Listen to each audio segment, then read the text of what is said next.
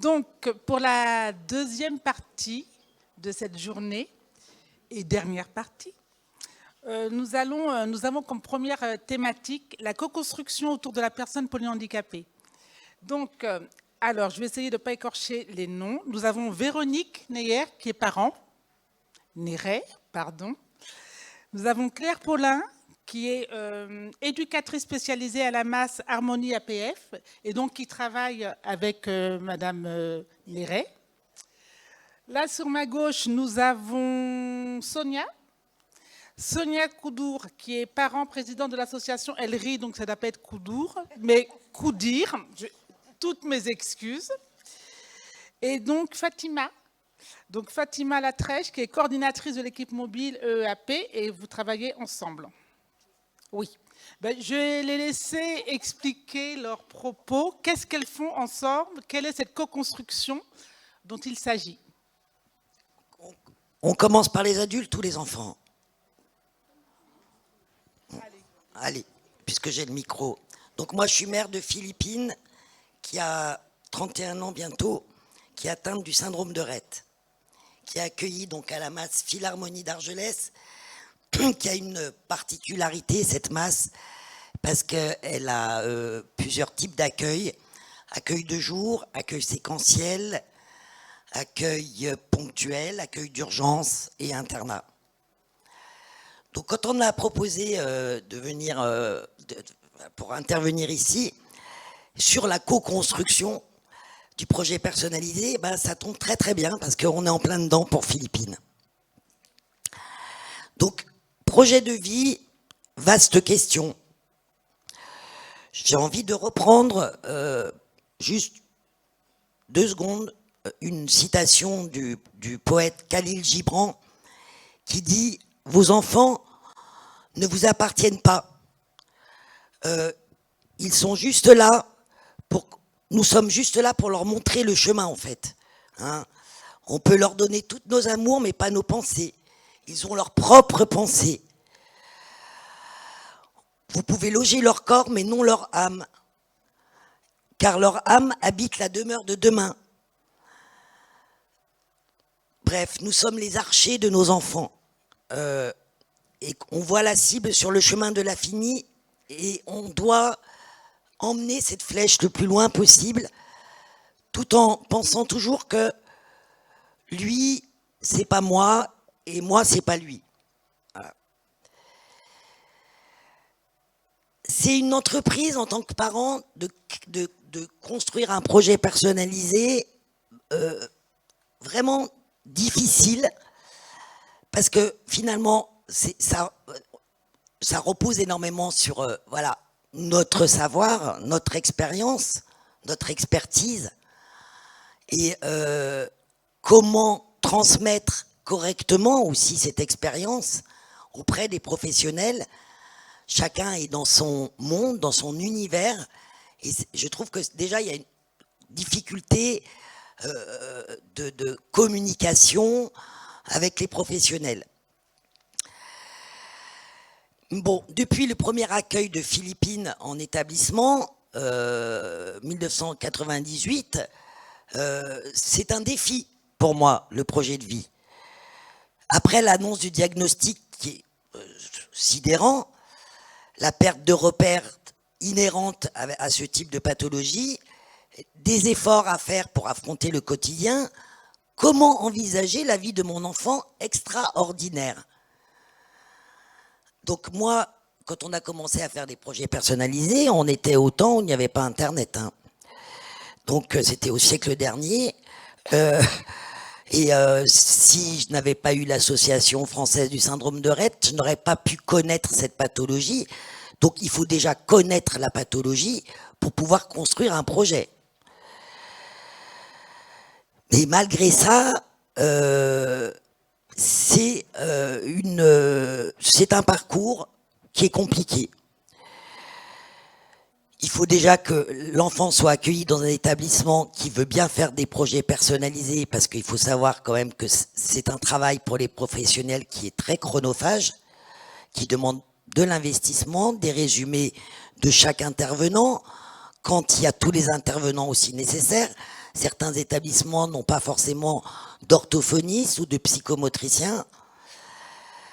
Donc, il faut qu'il y ait un projet d'établissement qui respecte aussi le projet de vie annuel. Là, il doit y avoir une collaboration au plus près de la personne, évidemment, et surtout une connaissance fine de la personne.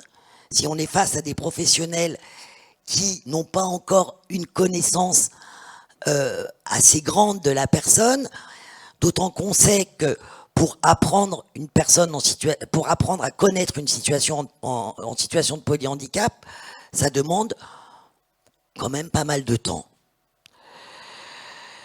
Il faut aussi des outils qui puissent mener à bien le projet de vie personnalisée. Si on dit par exemple, Philippine, il faudrait qu'elle fasse de la balnéo, s'il n'y a pas de balnéo ou si la balnéo est défaillante, ça ne peut pas rentrer dans le projet de vie. Si on doit mettre en place une communication alternative et que l'établissement n'a pas les outils pour, on ne peut pas mettre en place une communication. Donc ça demande beaucoup de critères pour construire ce projet. Moi j'avais envie de dire aussi, je vais être assez courte, mais que le projet de vie peut engendrer de la frustration sur les deux parties, à la fois pour les pros et à la fois pour les familles. Parce qu'on se voit, on a un moment d'échange, c'est intéressant, et puis quid du projet de vie au bout de 6 mois? Qu'est-ce qui se passe? Il faut vraiment qu'on se revoie. C'est un projet de vie, c'est pas seulement une fois. Le projet de vie, il se construit et on doit revenir dessus. Sinon, ça n'a pas d'intérêt. Mais il faut pas oublier la temporalité chez la personne en situation de polyhandicap. Le temps d'intégration est très long.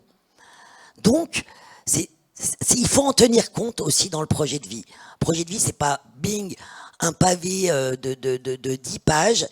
Ça doit être un travail au long cours et avec des rendez-vous pour faire une évaluation du projet de vie. Voilà. C'est pas mal, non? Merci Véronique. On va passer la parole à Claire qui va nous expliquer en fait cette co-construction. On a eu le témoignage d'un parent et comme elles ont pu travailler toutes les deux, on voudrait avoir la version de la professionnelle. Merci. Donc oui, en effet, comme Madame Néré le disait, on est en pleine réflexion sur le projet personnalisé ou projet de vie, comme on l'appelle chez nous, de Philippine. Donc la temporalité, c'est une question essentielle parce que légalement parlant, un projet doit être révisé tous les ans. On se rend bien compte quand on parle de personnes polyhandicapées que le temps n'a pas tellement de sens en termes d'années civiles.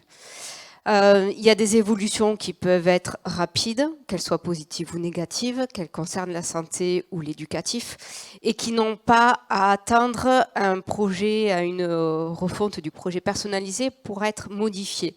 En soi, c'est ça, nous nous rencontrons régulièrement, soit en physique, soit par téléphone ou X modalités, et nous faisons des avenants selon les besoins nécessaires. Le projet tel qu'on le fait sous forme de synthèse et tout ça reste qu'une photographie à un instant T, voilà, de ce projet de vie au long cours. Sur les frustrations, en effet, côté professionnel, je vous rejoins. Quand on fait justement cette photographie et que la personne est très stable, parce que ça arrive aussi qu'une personne soit stable, c'est très frustrant en tant que professionnel de se casser la tête pour essayer de trouver des synonymes, voilà, pour pas faire de la redite, pour pas être redondant, pour pas avoir l'impression de stagner ou de rien faire auprès de vos enfants. Et parce que des choses on en fait, souvent on ne sait pas forcément le mettre vraiment en valeur. Et pourtant au quotidien il se passe 1000 choses, 1000 attentions, des choses qui matériellement sont peu descriptibles et peu du coup transmissibles dans un projet de vie. Donc beaucoup de frustration sur ce document écrit et beaucoup de frustration parce que la co-construction, quand on l'a fait, nous on prend du temps avec vous. On prend du temps parce qu'en équipe on va aussi se concerter sur les évolutions, sur ce qu'on avait potentiellement écrit l'année passée, sur les réussites ou pas, sur les aménagements à faire. Et du coup, à un moment donné, on se dit, mais et Philippine, elle est où? La construction, elle passe par vous, les familles, mais et Philippine, elle n'est pas censée, elle, co-construire son projet? C'est pour elle qu'on le fait, mais à quel moment on la concerte? À quel moment elle sait ce qu'on attend d'elle, famille, professionnelle, dans l'institution et en dehors, parce qu'on essaie d'être transfrontalier? Donc voilà, nous à la masse, petit à petit, notre enjeu c'est déjà d'amener de la communication adaptée, parce que on va pas se le cacher, je vais pas vous vendre un établissement magique, on est en retard. Voilà, côté communication, on n'a pas de support adapté actuellement. Voilà, on va jeter la pierre à personne, mais on est en pleine réflexion là-dessus. Quand on parle de polyhandicap, on parle de déficit de communication, mais il reste des capacités aussi à explorer. Ça prend du temps à mettre en place. Du temps, on est comme tout le monde, on court après, autant famille que professionnel, et que si on veut mettre un outil qui puisse servir à Philippine et à d'autres, il faut aussi que les familles puissent se l'approprier autant que nous. Donc, il faut qu'on puisse croiser ça.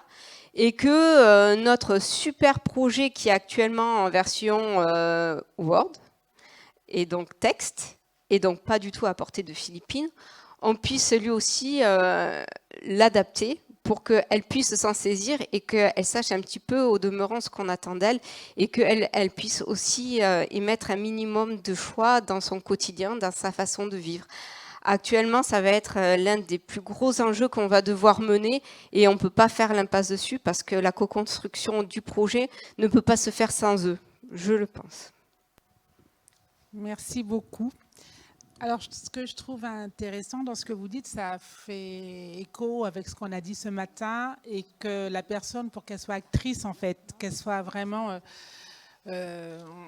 au cœur en fait, de l'action, dans la co-construction, vous avez réfléchi. Et quand vous dites que vous n'êtes pas très en avance concernant la communication, etc., rien que le fait de poser ça de façon humble et de réfléchir et c'est gagné, en fait. Je dirais pour Philippine, on ne connaît pas Philippine, mais on pense que voilà, il y a quelque chose où on sent la dynamique, où la maman est embarquée, on sent que vous parlez du long cours, et c'est vrai que le projet personnalisé n'est pas un projet, un instant T, là, posé là, on le ferme dans un placard et un an après, on regarde. Au fait, on en est où? Non, il y a une dynamique, en fait. Dans ce projet personnalisé de Philippine et des autres personnes que vous accompagnez, des autres personnes polyhandicapées, il y a une dynamique et cette dynamique, elle est intéressante. Il y a des allers-retours et c'est vrai que les progrès, peut-être que dans le polyhandicap, ils sont un peu plus longs. C'est pas, on n'a pas tous les jours, vous savez, comme à l'école, on coche des compétences et ça y est, c'est acquis, pas acquis. C'est certainement plus long. N'empêche que si vous êtes dans cette dynamique de projet et que vous avez envie et vous faites des choses avec Philippine, c'est ça le côté positif en fait, du professionnel et la bonne posture et cette réflexion collective pour que ça puisse avancer. En tout cas, moi j'aimerais bien voir le projet personnalisé de Philippine. Voilà, vous m'avez donné envie. Oui, pardon. Juste rajouter une petite chose, donc justement sur la communication, on s'est dit avec Claire, Philippine n'a pas d'outil de communication alternative et ça va être inscrit dans son projet de vie. Et ça, je vais vous dire, ça m'excite beaucoup. Elle a 31 ans. Ouais, elle a 31 ans. Donc, ce qui veut dire, merci, ce qui veut dire qu'en fait, un projet de vie, c'est pas que quand on est enfant, on a un projet d'orientation. Non, c'est toute la vie. Donc, toute la vie, on peut se dire, ah bah tiens, si on introduisait maintenant ce type d'activité ou cette communication alternative, et moi, ça me ça m'enthousiasme de me dire ça. Et je remercie Claire d'ailleurs parce que je trouve que c'est voilà, c'est elle qui m'a insufflé cette idée. Et j'ai dit OK pour les pictogrammes à la maison. Effectivement, le travail, il doit être vraiment interconnecté. Enfin, on doit être vraiment en symbiose dans le travail, surtout sur des points comme la communication facilitée, quoi. Alternative, pardon. Merci beaucoup. Je vais passer la parole à ma gauche. Donc, vous avez vu, il y a une dynamique chez les adultes. C'est bien qu'on ait commencé par les adultes, en fait. Parce que c'était... Non, mais c'est vrai. Sérieusement, n'oubliez pas que... Alors là, je reprends ma casquette reco. Mais la recommandation, elle était sur le parcours de vie, mais des enfants, adolescents et adultes, en fait. On n'a pas fait une reco qui concernait que les enfants. Parce que, vu le temps qu'on met pour faire une reco, ça aurait été franchement moche pour les adultes. Voilà. Donc, je vais passer la parole. Je passe la parole à Sonia. Et vous pouvez vous représenter? Ok. Bonjour, donc moi je suis Sonia Coudir. Je suis maman d'un jeune adolescent polyhandicapé qui s'appelle Issam, qui a 15 ans et demi, qui est sur le AP de Canis à Marseille depuis l'âge de 3 ans à peu près. J'ai fondé une association en 2019 qui s'appelle Polymôme PACA, qui est une association père aidante et qui proposait à ce moment-là des activités aux enfants sans solution. Donc on tombe tout de suite dans la co-construction parce que cette association, elle est vraiment née des échanges qu'on a pu avoir avec les professionnels au départ. Et elle m'a amenée par la suite à travailler avec Fatima sur le projet de création d'une équipe mobile qui intervient auprès des familles directement. Voilà, je pense que c'est à peu près tout. Alors moi c'est Fatima, je suis éducatrice spécialisée de formation et puis voilà l'origine de la création d'une équipe mobile à l'EAP de Canis. Sonia Coudir de Polymôme a été la première partenaire dans le champ de nos actions puisque moi j'interviens auprès d'enfants notifiés EAP qui sont sans solution, qui est aussi la situation de tous les ESMS aujourd'hui, des listes d'attente grandissantes. Donc à l'époque, quand on m'a demandé si je souhaitais intervenir à titre expérimental en tant qu'éducatrice pour la création d'une équipe mobile, il y avait 50 enfants sur liste d'attente au niveau de notre EAP. Voilà, donc moi pendant 2 ans, je suis intervenue seule sur l'accompagnement de 10 enfants, donc à partir du domicile, d'enfants donc de 3 à 18 ans. Et avec Polymôme, tout de suite, on a créé des liens très très forts sur des projets très ambitieux et à visée inclusive pour des enfants sans solution, sur du partenariat dans le droit commun avec des centres sociaux, où on a pu proposer des ateliers partagés pour des enfants accompagnés par Polymôme et des enfants accompagnés par l'équipe mobile. Avec ce centre social, on a même créé un séjour famille. Donc, on a fait 4 familles polies, 4 familles sociales dans un établissement. La plupart des ESMS pour le secteur enfant sont fermés sur la période estivale.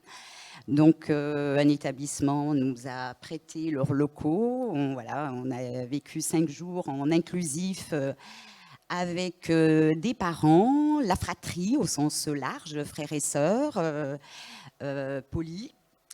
Vraiment, c'était formidable. Les familles ont même fait remarquer quelle chance ils avaient d'être là et qu'ils se disaient, on a tiré le gros lot. Donc voilà, puis très rapidement, en fait, ce projet a été présenté à l'ARS. Il a été validé en décembre 2022. Et puis à ce jour, là, l'équipe s'est agrandie. On est 7 professionnels, 3 professionnels éducatifs, une ergo, un psychomote, une assistante sociale à mi-temps. Et moi, en tant que cordeau, et on accompagne 30 enfants de 3 à 18 ans. L'année dernière a été beaucoup consacrée pour moi en tant que cordeau, parce que la co-construction, oui, avec les familles, avec les enfants, certes, mais on oublie aussi un peu le réseau autour de nous. Et puis l'idée d'accompagner les enfants sans solution sur notre liste d'attente, voilà, on n'a pas pour vocation de tous les accompagner vers l'intégration de notre AP. Le réseau est large sur Marseille, il y a beaucoup de AP, chacun fonctionne un petit peu avec sa singularité. Donc en tant qu'ordo, il faut aller chercher toutes ces informations. Il y a des EAP qui accueillent des enfants de 0 à 6 ans, d'autres à partir de 12 ans, enfin, des EAP, IME, EAP, qui accueillent plutôt des enfants plurihandicapés. Donc nous, on intervient, enfin moi en tant qu'ordo, la première rencontre, l'enfant et le parent va être accueilli par le directeur et le médecin pour valider une admission au niveau de l'établissement et inscrire l'enfant sur notre liste d'attente. Si la famille est intéressée par l'accompagnement équipe mobile, nous l'accompagnons à hauteur de nos possibilités aussi. Et la première rencontre de l'Accordo avec le référent du projet est au domicile. Donc on part vraiment du besoin, des attentes de l'enfant et de la famille, et on essaie de construire un petit peu, enfin le mot est un peu fort, mais un peu du sur-mesure. C'est-à-dire qu'il n'y a pas un projet qui se ressemble. On a des enfants, on a beaucoup d'enfants qui sont un peu incasables, c'est-à-dire qui relèvent difficilement d'un EAP, ou alors des enfants qui ne supporteront pas le transport quotidien, très médicalisé, ou des enfants à un profil entre deux qui relèvent IME, EAP. Et puis on va construire beaucoup d'actions, on touche toutes les dimensions en fait, de vie de l'enfant, qu'elles soient éducatives, paramédicales, médicales, sociales. Et tous les professionnels vont actionner des leviers en lien avec le projet de l'enfant. L'ergo va être beaucoup sur l'accompagnement paramédical, appareillage, tout le réseau SSR du territoire, les hôpitaux. Les appareilleurs, l'assistance sociale, beaucoup en lien avec les MDS, tout ce qui est logement, MDPH, tout ce qui est en lien avec les notifications, des fois qui ne sont pas forcément à jour avec les besoins des parents et des enfants qui évoluent. Voilà, puisque quand un parent souhaite un EAP en internat et que l'enfant est notifié qu'en semi-internat, ben voilà, ça demande à remettre à jour tout ça. Et puis moi, en tant qu'ordo, je coordonne le parcours des enfants sur le territoire en fonction des besoins puisque le AP de Canis de Voisin propose que du semi-internat. Donc voilà. Et puis, depuis cette année, on propose aussi des inclusions temporaires sur l'établissement, sur des enfants. Les enfants polyhandicapés peuvent être des fois absents, sur des longues absences, du post-op, des opérations. Et du coup, ça génère des places, des possibilités d'évaluer des enfants qui sont sans solution. Et puis une possibilité de socialisation, de vie collective. Voilà, ça se met en place et ça vient complètement impacter et changer aussi la systémie de notre établissement. Et ça demande du coup une coordination intelligente. Ça vient impacter et modifier les missions des professionnels. Après, sur notre AP, on a quand même de belles ressources humaines et matérielles, ce qui fait que les professionnels de l'EMAD, donc de l'équipe mobile, peuvent aussi proposer des inclusions sur des ateliers partagés avec les enfants de l'EAP, peuvent profiter aussi du plateau technique Snows-Hélène, Balnéo. Voilà, plein de choses. Ce qui est un peu manquant, ce qui nous manque aujourd'hui dans l'action, en action complémentaire pour les enfants qui sont accompagnés à partir du domicile, c'est que les parents font des fois face à de l'épuisement. Les enfants ont besoin aussi de répit pour changer d'environnement. Et puis, les réponses sont inexistantes. Mais on arrive des fois à avoir des accueils temporaires. On va jusque dans le 04 sur un EAP pour proposer des séjours temporaires à quelques enfants. Voilà. Je pourrais développer encore plus. Peut-être qu'il y aura des questions et je serais ravie d'y répondre. Je voulais juste rajouter en fait que ce qui était intéressant dans mon binôme avec Fatima, c'est que on ne portait pas directement sur mon fils, mais pas du tout même. Dans notre petit monde d'entre nous, je pense que c'est intéressant et important que chacun puisse s'investir aussi au-delà de son propre enfant. C'est-à-dire que, effectivement, moi j'ai co-construit avec Fatima sur quelque chose qui n'a rien à voir avec mon fils, mais j'ai été nourrie aussi par des parents d'adultes qui m'ont permis de faire un autre projet très ambitieux qui malheureusement n'a pas pu voir le jour encore. Mais voilà, on se nourrit les uns des autres et c'est important aussi de co-construire au-delà de son propre enfant.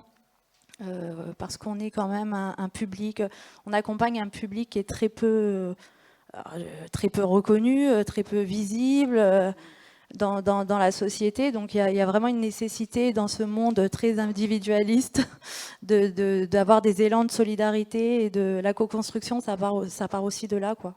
Que chacun se saisisse un peu de la cause du polyhandicap à mesure de ce qu'il peut. Comme le disait la maman, on n'a pas le temps, on est fatigué, etc. Et là, du coup, je vais faire un peu la pub du GPF, mais ne serait-ce qu'en adhérant, en permettant d'être nombreux au niveau national pour pouvoir être un peu plus reconnus, quoi.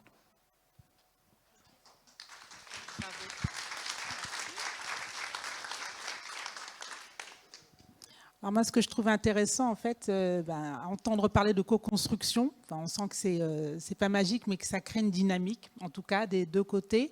Et je suis tout à fait d'accord avec vous. Cette dynamique, en fait, c'est aussi rencontrer d'autres parents. C'est inspirant, en fait. Il y a quelque chose qui est de l'ordre de l'échange. Et j'ai beaucoup aimé cette histoire d'équipe mobile. Malheureusement, on sait qu'il y a beaucoup d'enfants encore, des personnes polyhandicapées qui sont au domicile, sans prise en compte, et c'est dramatique. Et le fait d'avoir une équipe mobile, en fait, il faut répondre à un cahier des charges, etc., etc. Je redis encore une fois, c'est bien de s'inventer, se réinventer. Rien n'empêche en fait d'aller au domicile voir ce qui se passe et que le fait qu'il y ait cette équipe qui aille au domicile, qui travaille avec la famille, ça crée une autre dynamique, ça crée vraiment quelque chose d'autre. Et pour la famille, c'est aussi rassurant en fait quand elle confie après son enfant, elle sait qu'on est venu chez elle, qu'elle a pu montrer certaines choses. Donc je trouve que quelque part, cette idée d'aller et de travailler avec son territoire, c'est important. Et d'ailleurs, dans cette idée de territoire, ce matin, je parlais du maillage territorial. On voit bien qu'il y a un centre social, là. Pour moi, c'est quelque chose d'un peu inattendu. Un centre social avec qui vous avez pu travailler, avec qui il y a eu d'autres familles et pas seulement des familles polyhandicapées, c'est ça? Oui, on était avec un centre social. Là, on est toujours, on partage toujours des ateliers partagés avec ce centre social. Et puis l'idée, c'est pas d'investir uniquement leurs locaux. C'est vraiment de faire une vraie inclusion sur des temps d'ateliers partagés, sur le temps du mercredi, où les enfants sont accueillis en centre de loisirs avec un vrai partage sur des temps d'activité. Et puis on a une jeune fille qui va tous les mercredis avec une éduque pour vraiment un accueil en centre de loisirs. Après, quand même, la réalité, c'est qu'il n'y a pas d'animateur spécialisé, ça fonctionne parce que nous sommes là, ça fonctionne parce qu'on y met plein de bonne volonté, qu'elle gère à la fois le transport, le repas de l'enfant. Voilà, on est aussi, des fois, on doit aussi se substituer pour que ça fonctionne aussi. Et on fait aussi l'accompagnement d'inclusion scolaire des enfants. On forme les AESH. On peut rester en accompagnement scolaire jusqu'à la nomination d'une AESH. Et quand elle est nommée, le référent du projet de l'enfant accompagne l'AESH dans la connaissance, dans la prise en charge de l'enfant. Et puis quand les choses roulent, on se retire. Et oui, ça reste expérimental. Et puis, du coup, maintenant, on est un peu repéré aussi par les EAP du secteur. Et voilà, on nous interpelle aussi sur la recherche d'un enfant, d'un profil, d'un âge, et on accompagne les familles et l'enfant au premier rendez-vous d'admission. On aide à remplir le dossier, on arrive avec les outils de communication qui ont été mis en place par l'équipe mobile, le passeport de communication, toute la vie médicale de l'enfant, administrative, de santé. Ça facilite beaucoup les choses et les liens, et depuis, beaucoup d'enfants ont été admis en établissement par nos services. Oui, vous pouvez les applaudir, excusez-moi. Je retourne du côté du secteur adulte, parce que je vois que Véronique n'arrête pas de bouger sur sa chaise, donc je pense qu'elle a deux ou trois petites choses à vous dire. Non, c'était juste pour revenir sur la co-construction et sur le domicile. C'était juste pour vous raconter une petite anecdote. Pendant le Covid, l'établissement, au bout d'1 mois et demi, 2 mois, a décidé d'envoyer des équipes, des binômes, à domicile, pour voir comment ça allait, et puis pour proposer un peu de densité de vie pendant ce Covid, qui était quand même pas facile. Et c'est vrai que l'histoire où ceux qui construisent le projet personnalisé, si ils viennent à domicile, je trouve que c'est une dimension qui est indispensable en fait pour nos enfants, que dans la co-construction, la personne qui co-construit, le professionnel qui co-construit le projet devrait obligatoirement aller au domicile de la famille pour voir qu'est-ce qui se passe dans cette famille. Comment l'enfant, comment est sa chambre, quelle est l'atmosphère, s'il y a des animaux domestiques, pour avoir une connaissance plus approfondie aussi de la personne. Et puis nous, quand on le fait, c'est vrai que les parents n'ont pas idée que des choses existent aussi. Et quand on y va, on peut s'apercevoir qu'un petit de 8 ans dort dans un lit parapluie. On peut s'apercevoir que la maman, la toilette, elle l'a fait dans des conditions. Voilà, donc on peut mettre très rapidement des actions en place avec l'ergothérapeute. On s'aperçoit que le corset-siège, il n'a pas été fait depuis quelques années. Enfin, voilà, des petites choses, ça permet de gagner du temps. Et d'actionner très rapidement des choses. Alors moi je voudrais juste dire, on a eu de la chance avec Philippine et vous, c'est vrai qu'on se connaît maintenant depuis un moment, c'est facile. Voilà. Non, voilà. Le relationnel avec les familles n'est pas toujours aussi facile. Je tiens à le dire en tant que professionnel, je pense que voilà, on a tous des relationnels des fois pas toujours faciles. Et certaines familles, et on le respecte aussi, n'ont pas envie de nous voir venir intervenir chez eux non plus. On le voit bien, on a des familles où ils se sentent très investis dans le projet de leur enfant, où on sait régulièrement au téléphone, vous venez à l'établissement. En plus, c'est vrai, comme vous l'avez dit, on fait du multi-accueil. On a 13 places d'accueil de jour, mais on accueille 20 personnes qui vont tourner sur de l'accueil de jour, de l'accueil séquentiel, de l'accueil temporaire, et j'en passe des meilleurs. Finalement, on n'a que 15 internes stricts dans notre établissement. Donc déjà, ça donne une dimension un peu différente dans la façon dont on peut aborder le travail avec la famille et ce maillage-là qu'il peut y avoir, ce travail-là de partenariat. Il y a des familles pour qui le domicile reste sacro-saint et on n'a pas à y mettre les pieds. Et c'est très compliqué, le cahier de vie, des fois, n'est pas rempli, mais des fois, ils nous disent clairement, ça ne vous regarde pas, c'est chez nous. On peut arriver à les avoir pour les synthèses, mais il y a certaines familles qui ne voient pas comme nous, on peut le voir, ce besoin-là de travailler ensemble. Co-construire n'est pas toujours aussi évident. Et c'est à nous aussi à le respecter et faire avec. On est un établissement où on ne ferme pas ces portes-là, et où on peut se déplacer. Une famille, il y a des visites à domicile qui se font et on aime bien. On aime bien parce qu'on se voit dans des temps informels et ça permet de voir les choses différemment. Mais ce n'est pas possible avec toutes les familles. Merci pour ce témoignage. Moi, je voulais dire deux petites choses. Ce que je trouve intéressant, quand on dit quand on va au domicile, il y a des choses que les parents n'osent pas dire parce qu'ils sont gênés. et parce qu'ils pensent que voilà, ça appartient à leur intimité, ils ne le disent pas et ça peut avoir un impact en fait sur la prise en compte de la personne quand elle est en établissement. Donc le fait d'aller au domicile, des fois on fait ah mais vous faites comme ça, mais ça on ne savait pas, ah mais elle fait ça, et ça c'est des choses qui voilà. Par contre sur ce respect des familles et respect de l'intimité, moi je suis tout à fait d'accord et pour certaines familles, ça peut être vécu voilà, de façon très intrusive et c'est normal, il faut respecter ça. Et je voulais dire que la co-construction ne passe pas forcément par aller au domicile. Ce n'est pas notre propos, d'accord? Parce que ce matin, je vous ai dit, moi personnellement, le domicile, c'est génial. Attention, la co-construction peut se faire autrement qu'en allant, et surtout quand une famille ne veut pas qu'un établissement rentre dans... Sinon, elle a peut-être l'impression de devenir elle-même établissement et c'est peut-être compliqué. Et je dis vraiment, il faut respecter ça. Il y a d'autres façons de co-construire, en fait, d'avoir cette alliance famille-professionnelle. Voilà. En tout cas, voilà. Je vais passer la parole et puis après, on va aller sur vos questions. Je suis maître du temps aussi également. Moi, ce que je voudrais dire, c'est que co-construire, en fait, c'est pas forcément des faits.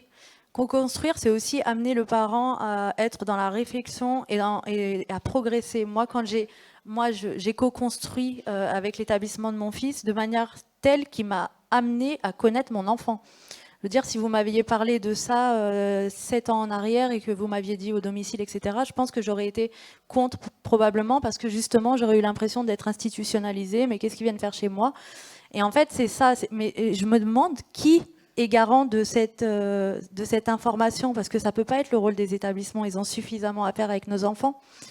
Donc qui peut apporter ça aux familles, de leur amener des outils pour comprendre leur enfant, s'ils n'ont pas finalement eux-mêmes la démarche d'aller vers, de se renseigner, de lire, de comprendre. Et c'est toute la difficulté et ça doit nous interroger parce que c'est quand même dans l'intérêt des jeunes et des enfants, et des adultes d'ailleurs.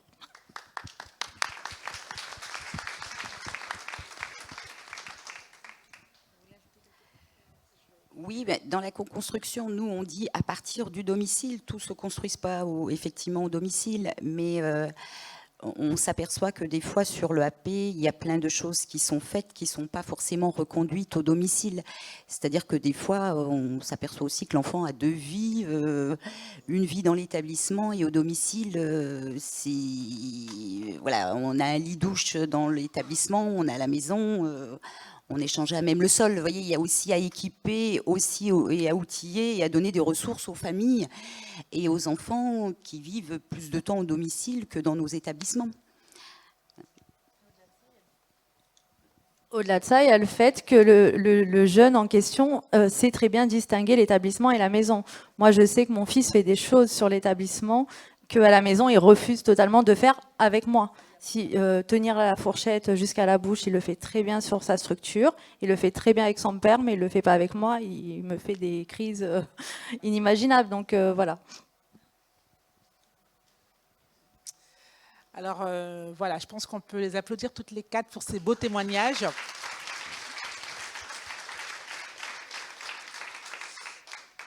Est-ce que vous avez des questions? Et je dirais, au-delà des questions, une petite expérience d'une belle co-construction, ça me ferait plaisir également.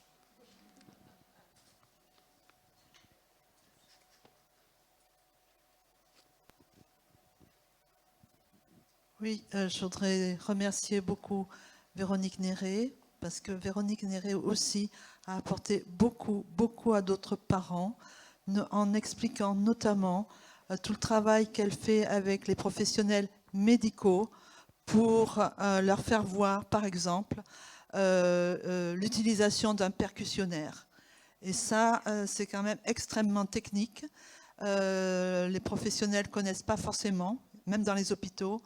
Et je crois que c'est véritablement à saluer. Et merci beaucoup, Véronique, pour tout ce que tu as apporté aussi à d'autres familles, à d'autres parents et aux professionnels. Merci, Martine. Mais c'est tout à fait naturel pour moi, en tout cas, de pouvoir transmettre ça. J'ai été secrétaire de l'Association française du syndrome de Rett et je faisais écoute et accueil des familles. Donc c'est vrai que voilà, j'ai un petit bagage. J'ai une question sur le chat. On me demande quelle est la différence entre un EEAP équipe mobile et un CESAD. Oui, je m'attendais à cette question. Nous, équipe mobile, on n'est pas un CESAD, on n'est pas amené à rester dans l'accompagnement de l'enfant de ses 3 à 18, 20 ans. L'idée, l'équipe mobile, c'est du palliatif. On est à la fois un plan A parce que voilà, le parent, l'enfant souhaite un accompagnement à partir du domicile, mais aussi on a un plan B et puis l'idée c'est d'accompagner l'enfant vers l'établissement en lien avec son profil et son projet. Si j'ai répondu à la question, qu'on n'est pas un CESAD. CESAD, ça dépend c'est un organisme gestionnaire. Alors, est-ce que quelqu'un veut compléter cette réponse ou pas? Non. Est-ce qu'il y a d'autres questions ou une expérience et pas trop de remerciements comme tout à l'heure? En fait, je suis une émotive et je suis hyper sensible. Et donc, plutôt des expériences. Merci. Alors, ma part, c'est une question, parce que cette équipe mobile, je trouve, c'est super intéressant, mais c'est basique, mais vous êtes financé comment, en fait? Est-ce que vous dépendez de l'ARS ou est-ce que... Oui, on dépend de l'ARS, oui. On est financé, on a un budget par an, et comme c'est à titre expérimental, on est financé sur 3 ans actuellement. Merci.